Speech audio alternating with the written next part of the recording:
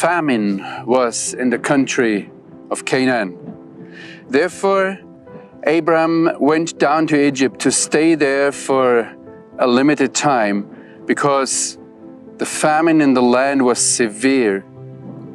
Just before he arrived in Egypt, he told Sarai, his wife, "You see, I'm aware that you are an exceedingly beautiful woman. Now, if the Egyptians will see you, they will say, 'This is his wife,' and they will kill me, but they will let you live. Say now, 'You are my sister,' that it may go well with me for your sake, and that my soul may live for your sake." When Abram arrived in Egypt, the Egyptians indeed realized that the woman was exceedingly beautiful. And the princes of Pharaoh saw her and praised her to Pharaoh. So the woman was taken into the house of Pharaoh, and with Abram he dealt well because of her. Abram received sheep, cattle and donkeys, male and female servants, female donkeys and camels. But the Lord afflicted the Pharaoh with terrible plagues, and likewise his family, because of the issue with Sarai, Abram's wife. Therefore Pharaoh called Abram and said, "What have you done to me? Why did you not tell me that she is your wife? Why did you maintain she is my sister, and I took her as wife for myself?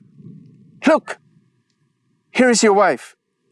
Take her and leave." And Pharaoh ordered men concerning him, and they sent him, his wife, and all he had away. There are quite some interesting discussions in rabbinical circles with Jewish interpreters of scriptures about these texts.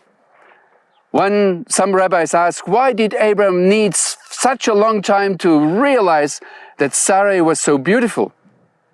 And others say, well, the much more interesting point is, how come that Sarai, who was nearly 90 years old, was still so beautiful, that men looked after her?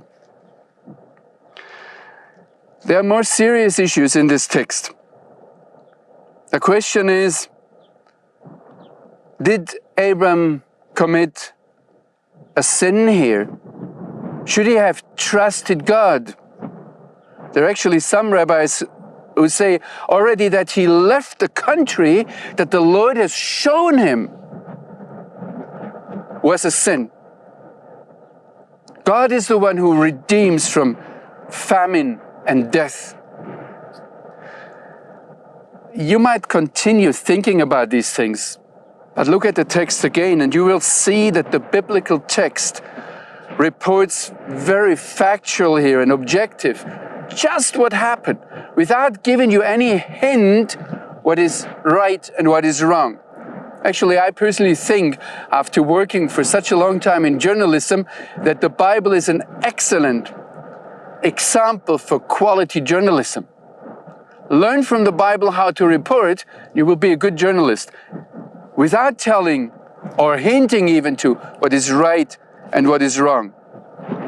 You know, there are other rabbis who say, no, Abram did not commit any sin. He didn't betray his wife or submit her or commit her to the lust of Pharaoh, nor did he even make a deal with Pharaoh. And what we learn from this story is how the Eternal One, the High One, God, how He protects the women of Israel, that they do not fall prey to foreign Gentile men. We might also conclude from this text that economic hardship indeed justifies leaving the country. This is a very unpredictable country. It can be very fruitful and interesting and nice, but it can be also very barren, very harsh. So we see Abram here in this text for a third reason as a migrant. The first reason was that he, together with his father Terah, had to leave Ur of the Chaldeans because of the confusion of the languages. And then the second time he had to leave Haran because God commanded him so. And now we see him here as an economic refugee. What is important, however, first of all, again, God writes into normal people's lives in this world. And secondly, all these kind of sidelines, whatever happens, none of them cancels God's promise for this land, and for nothing cancels the plan that God has with this land and with his people.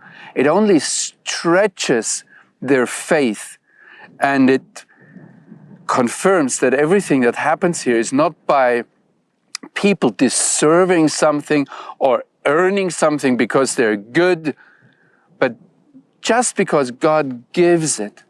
And you know, that remained like that throughout the centuries. Whatever God did with his people, wherever he led them, nothing annihilated or canceled his promises, and nothing could prevent his dealings.